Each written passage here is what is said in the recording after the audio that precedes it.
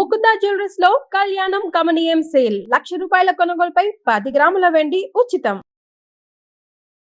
నమస్తే రమగారు. నమస్తే జయ. రమగారు, హ్మ్. చెప్పులు పోతే హ్మ్. దరిద్రం పోయింది అని అంటుంటారు. హ్మ్. అసలు చెప్పులకి దరిద్రానికి ఉన్న సంబంధం ఏంటండి? ఊరికే అంటారు. క్యాజువల్గా ఆ వచ్చిందేనా? చెప్పులు ఏ 4,000 రూపాయలు అనుకో, అమ్మా! ఎంత గుండె కలుక్కుమంటుంది. మరి 10,000 రూపాయల చెప్పులు కూడా ఉంటున్నాయి ఇప్పుడు. యాక్చువల్గా ఏంటంటే, చెప్పు పోతే దరిద్రం పోతుంది అన్న మాట కాదది. ఉమ్, ఆ చెప్పుల్లో ప్రత్యేకం ఉన్నాయి. తోలు చెప్పులు ఓకే. అంటే ఏం చేయాలి, లెదర్ చెప్పులు కనుక అయితే మన పాదాలను అంటి పెట్టుకున్నప్పుడు ఆ లెదర్, తోలు అంటే ఇంకొక జీవిది. అవును. మన పాదాల్లో ఉండేటువంటి శని తాలూకు అవశేషాలు ఆ తోలుని ఆశ్రయిస్తాయి. ఆహా. తోలు చెప్పులు వేసుకునే వాళ్ళు ఎంతమంది? లెదర్ చెప్పులు వేసుకుంటున్నాము మనం అన్నీను. అసలు తోలు చెప్పులు తెలియని వారు కూడా ఉండుంటారు. ఉంటారు. కదరమ్మ ఎందుకంటే గారు. కాస్ట్లీ లెదర్ చెప్పులు అంటే పూర్వకాలం ఏం చేసేవాళ్ళు, చాలా కాలం క్రితము చెప్పులు కుట్టించుకోవాలి, అదొక ప్రత్యేకమైన పని. ఆ తోలు చెప్పులు కూడా ఆ ఊళ్ళలో ఏవైనా ఎడ్లో ఏవో చనిపోతే చెప్పులు చేసేవాళ్ళు. బోళ్ళంత శ్రమ, బోళ్ళంత సమయం.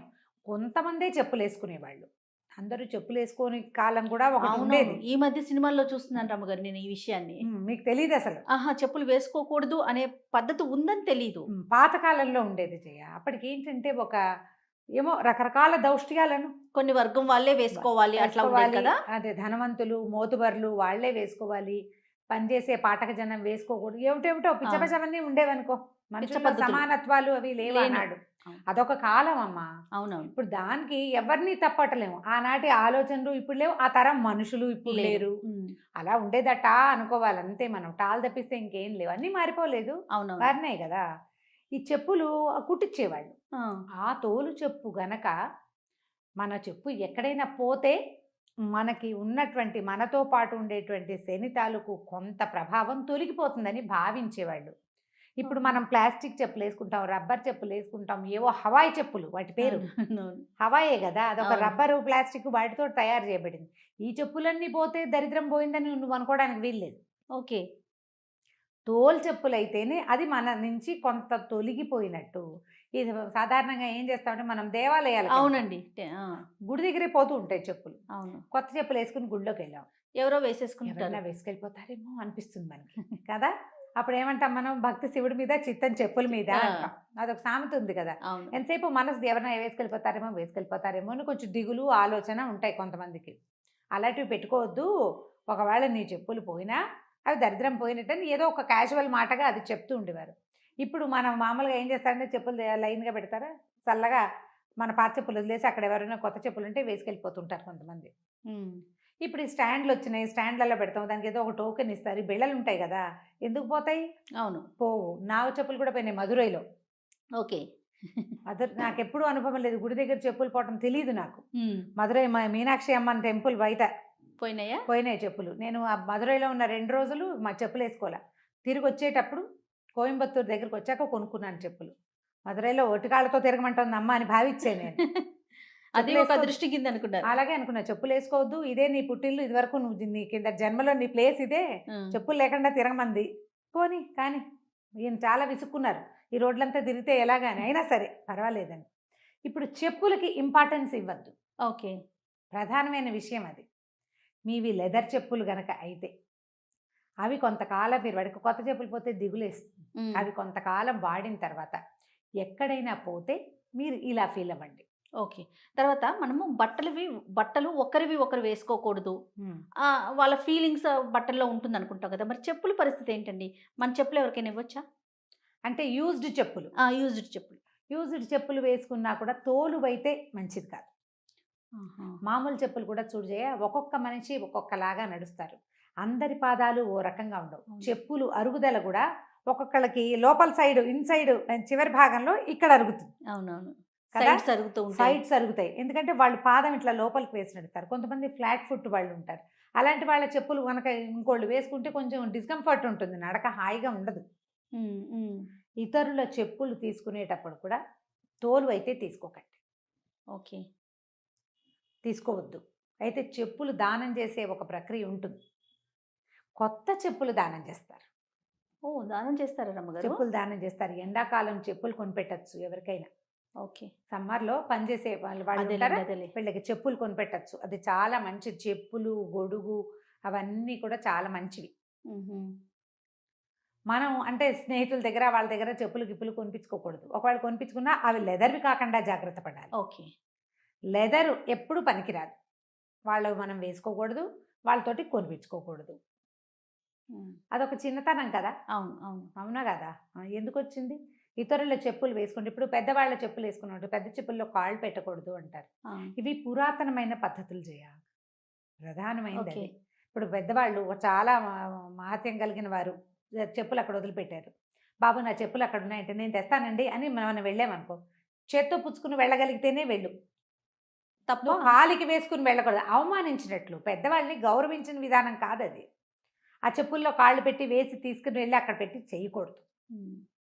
అది వారి మీద గౌరవంతో నువ్వేం చెప్తున్నావు, నేను తెచ్చిస్తాను అన్నావు. అవును నువ్వు చేత్తో వారి చెప్పులు పట్టుకోగలిగితేనే వంగు, అప్పుడు ఒప్పుకో. అవును. లేకపోతే రండి ఇక్కడికి వచ్చి వేసుకుందరు కానీ వాళ్ళనే తీసుకో. పాదుకులకి కూడా మంచి ప్రత్యేకమైన స్థానం ఉంది కదండి. కొన్ని కొన్ని డిఫరెంట్.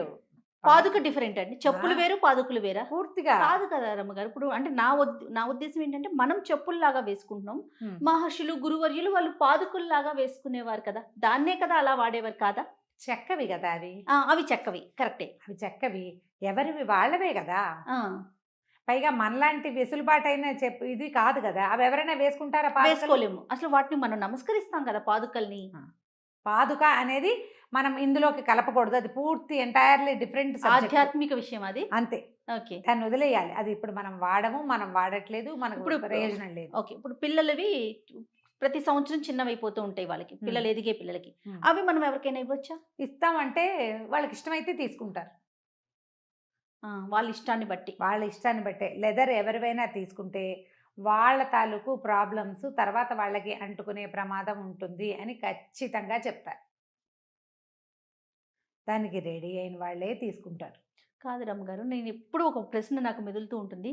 ప్రాబ్లమ్సే వెళ్తాయా? వాళ్ళ తాలూకు మంచి ఉందనుకోండి, ఆ మంచి వెళ్ళదా? వాళ్ళకి వెళ్ళిపోదా? వెళ్ళచ్చు, వెళ్తుంది. పోనీ అలాగే అనుకుందాం. ఇప్పుడు పాదాలు కింద శరీరంలో చివరి భాగం. అవును. ఆ పాదాలే మన అన్ని చోట్లకి తీసుకెళ్తాయి. అవును. ఎక్కువగా పాదాలకి అంటుకునేందుకు అవకాశం ఉంది జర్మ్స్ లాంటివి. అవి చెప్పులకి ట్రాన్స్ఫర్ అవుతాయి. అవును. ఇప్పుడు చెప్పుల ద్వారా మంచి ఎలా వస్తుందో చెప్పు నువ్వు. వీళ్ళ చెమట, వీళ్ళ ఇబ్బంది, వీళ్ళకి కాళ్ళకి ఏదైనా అలర్జీస్ ఉంటే అవి, వీళ్ళు వెళ్ళిన నానా రకాల దుమ్ములు, వీళ్ళ పాదాల గుర్తులు, వీళ్ళ బరువు తాలూకు ఎఫెక్ట్ అన్ని చెప్పుల్లోనే కదా ఉంటుంది. మనిషి తాలూకు మంచి వెళ్ళదా? ఎట్లా? అది పైన వేసుకున్న వస్తువు కాదు కదా. మనిషి తాలూకు పాదాల చివరి భాగం మీదలో ఉండి పూర్తిగా అన్ని మురికిలకి ఎక్స్పోజ్ అయ్యే విషయం కదా చెప్పు. ప్రతి మురికికి ఎక్స్పోజ్ అవుతుంది. దాంట్లోంచి మంచి ఏ రకంగా వస్తుంది? ఇప్పుడు మహానుభావులు అయితే వారి పాదుకలు, నువ్వు ఇందాక అడిగిన పాదుక, వారి పాదధూళితో పవిత్రమైనది కాబట్టి పాదుకని నమస్కారం చేసి పవిత్రంగా చూస్తాం. మళ్ళీ ఆ పాదుక ఎవరైనా వేసుకోవడానికి వీలు లేదు. అవునవును, వీలు లేదు కదా. అవునండి. కాబట్టి ఎవరి చెప్పులు దానం చేసేయాలి, ఎవరికైనా ఇవ్వాలి, వాళ్ళ చెప్పులు వీళ్ళు తీసుకోవాలి, ఇలాంటి ఊహలు చెయ్యొద్దు అసలు. ఓకే. ఇప్పుడు వేరే అవకాశం లేని వాళ్ళు, కొంచెం పని మనుషుల పిల్లలు, పని వాళ్ళ పిల్లలు, వాకిట్లో ఎవరైనా పిల్లలు కనపడితేను ఇవ్వచ్చు, ఇచ్చేస్తాం అట్లా. ఇది దాన్ని దానంగాను అలా భావించద్దు. క్యాజువల్గా తీసుకోమంటారు అంతే. నేను చెప్పులు ఇచ్చాను లాంటివి అనబోకండి. మన శని వాళ్ళకి ఇచ్చినట్టు అయిపోతుంది. ఓకే. మీరు క్యాజువల్గా వదిలిపెట్టేయండి. చెప్పులు వదిలేసాం, ఎవరు తీసుకుంటే వాళ్ళు తీసుకుంటారు. అలా చేస్తే పర్వాలా. ఓకే. మనం వాంటెడ్లీ ఇచ్చి వాళ్ళు ఏమైనా బాగుంటే అది నా వల్లేనని భావించి ఇలాంటివి చేయకూడదు. దాన్ని దానం అనకూడదు అసలు. ఇది బాగుంది. ఇప్పుడు వాంటెడ్లీ ఇచ్చి వాళ్ళు ఏదైనా కొంచెం మంచి పరిస్థితిలో ఉంటే అది మన వల్లే, ఆ క్రెడిట్ అంతా నాదే అని మాత్రం భావించకూడదు కదా. ఇప్పుడు పిల్లలు చిన్నవైపోతాయి చెప్పులు, తర్వాత మనకు కనపడే వాళ్ళలో కొనుక్కోలేని వాళ్ళు ఎవరికో ఇస్తాము, వాళ్ళు వాడుకుంటారు. ఇప్పుడు దానివల్ల వచ్చేస్తుంది అనుకోదు. అసలు ఇప్పుడు లెదర్ వస్తువులే లేవు. పిల్లల స్కూల్ షూస్ కూడా లెదర్ కాదు కదండి, ఏదో రెగ్జిన్ లాంటి దేనితోటో చేసేస్తున్నారు. ఈ వాక్యం చెప్పబడింది కేవలం లెదర్ వాటికే. ఓకే. ఇది పురాతన కాలం నాటి మాట. విషయం. ఇప్పుడు దీన్ని పర్టికులర్గా దాన్ని మనసులో పెట్టుకుని వీళ్ళకి తెచ్చుకున్నాం కాబట్టి మన గుంటికి దరిద్రం వచ్చింది లాంటివి భావించకండి. ఓకే. అంత ఎక్కువగా ఆలోచించక్కర్లా ఈ విషయం మీద. నిజానికి పాతకాలపు విషయం ఇది. అసలు ఈ టాపిక్ తీసుకోవటానికి కారణం కూడా అదే రమ్మగారు. ఇది మ్మ్. పాతకాలం నాటి విషయం. అవును. దాన్ని మనం ఇప్పుడున్న పరిస్థితులకి అన్వయించేసుకొని వేసుకోవచ్చా వేసుకోకూడదా ఇలాంటి సందిగ్ధత ఉంటుంది. ఒక చిన్న అంటే అనుమానాన్ని నివృత్తి చేద్దాము అనే ఉద్దేశంలో భాగమే తప్ప ఇప్పుడు పాత ఫ్రెండ్స్ విషయాన్ని ఇప్పుడు ఎందుకు తీసుకున్నారని దయచేసి కామెంట్స్ అయితే పెట్టకండి. విషయం అర్థమవుతుందని అంతే. అంతే.